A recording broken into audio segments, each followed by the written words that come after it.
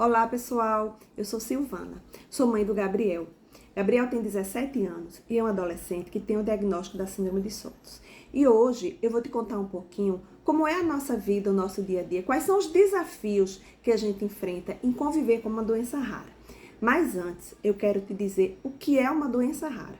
Segundo a Organização Mundial de Saúde, doença rara é aquela que acomete 65 pessoas para cada 100 mil indivíduos. Isso quer dizer que para cada 2.000 pessoas, apenas uma vai ter uma doença rara. E quando a gente traz essa incidência, essa estatística para a síndrome de Sotos, o que é que a gente vai identificar? Para cada 15.000 pessoas, uma vai ter o diagnóstico da síndrome de Sotos. E quando a gente fala da síndrome de Sotos, apesar de estar classificada como uma doença rara, nós estamos falando de uma síndrome genética, ou seja, aquela onde ocorre uma mutação de um gene do DNA, que no caso da Sotos é o gene NSD1. E quais são as características que as pessoas com síndrome de Sotos apresentam? Entre as características físicas, a mais marcante é o crescimento acelerado, que já acontece intraútero. Quando eu estava gestante, o meu bebê, ele apresentava um tamanho bem maior do que o esperado para a idade gestacional. Então, ele era um bebê giga, a gente considerava um bebê gigante. Já na ultrassom, a gente identificava que o meu bebê tinha um tamanho maior do que era esperado para aquele período da gestação. E esse crescimento acelerado, ele é principalmente nos primeiros anos de vida. Então, o bebê, na sua primeira infância, ele vai ser sempre maior do que as outras crianças da idade dele. Então, Gabriel sempre se destacava no colégio por ser aquele meninão, aquele bebê maior. Ainda hoje, Gabriel hoje mede 1,84 m, com 17 anos. Então, além desse crescimento acelerado, existe também umas extremidades maiores. Eles apresentam as mãos maiores, os pés maiores, né? Tem o rosto comprido, os olhos com a fenda caidinha. Então, são características fenótipas da síndrome. Associado a essas características, existem atrasos que comprometem o desenvolvimento.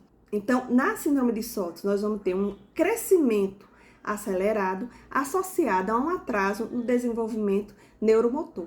Então, vai ser aquela criança grande, mas aquela criança que não vai ter o seu desenvolvimento acompanhando os marcos que são esperados para a sua infância. Vai ser uma criança que vai andar com mais dificuldade porque ele vai ter uma hipotonia. Então, tudo isso que eu estou falando, a gente identificou no meu filho.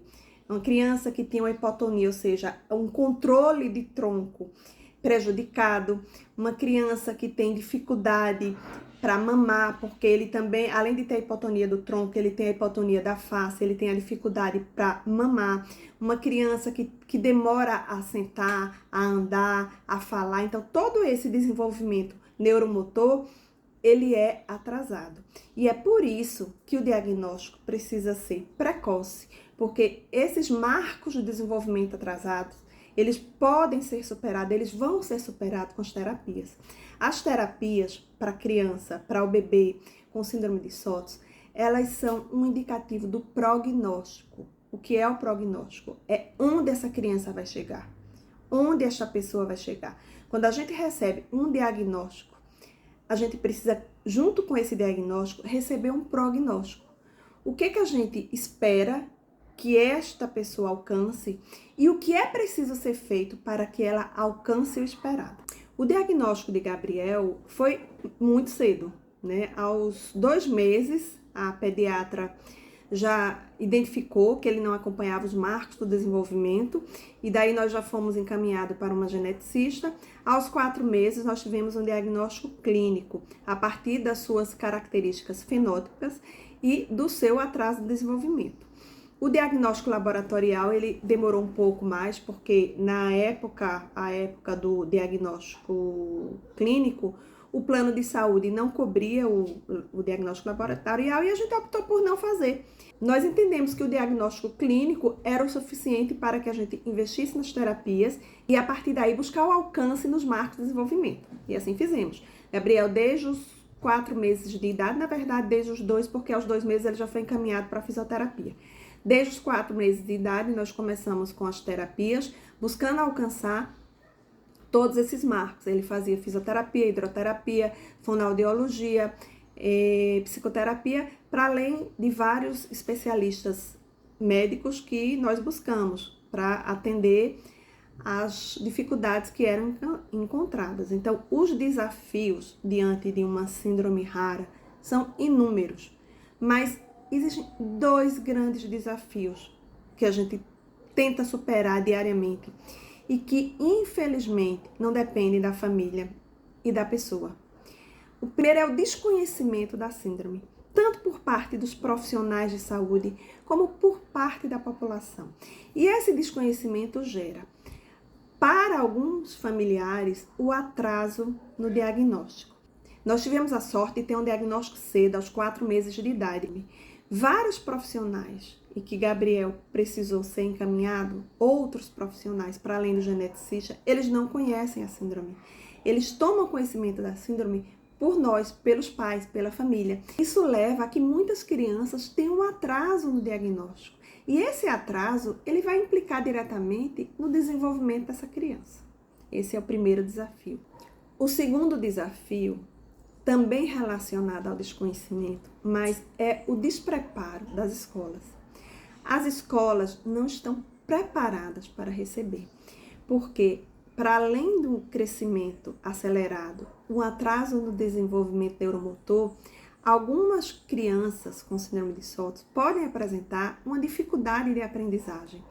E aí, quando chega na idade escolar, quando eles são pequenininhos, é mais fácil, porque se trabalha muito a coordenação motora fina, a coordenação motora grossa. Mas quando chega no momento da aprendizagem, as escolas não estão preparadas para trabalhar essa dificuldade de aprendizagem. Essa inclusão, ela precisa melhorar bastante para que ela aconteça na realidade. Então, além dos 2 desafios que estão relacionados ao desconhecimento dos profissionais de saúde, levando muitas vezes a um diagnóstico tardio, e a dificuldade de inclusão nas escolas, em decorrência de não saber como lidar com déficit de aprendizagem, existe uma dificuldade muito maior que nós enfrentamos diariamente, que é a discriminação e o preconceito. É a luta diária pela inclusão na sociedade, por mostrar que o diagnóstico não é definidor de quem essa pessoa é.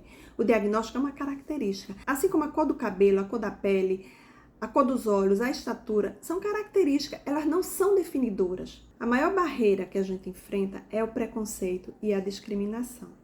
Os olhares curiosos, comentários maldosos, o bullying, a exclusão social, tudo isso são desafios que comprometem o desenvolvimento e a felicidade plena da pessoa que tem uma síndrome rara. Então a gente precisa combater esse bullying e promover a inclusão, porque todos merecem respeito e oportunidades iguais. A escola tem um papel muito importante. Os professores devem ser aliados, oferecendo aulas adaptadas e promovendo essa inclusão. E os adolescentes, eles precisam ser mais acolhedores, facilitando essa convivência, entendendo que dentro da diferença é possível essa convivência.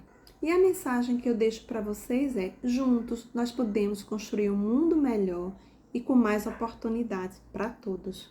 E se você quiser acompanhar como é o dia a dia de um adolescente com síndrome de Sottos, segue lá o Instagram, @dicas.do.biel.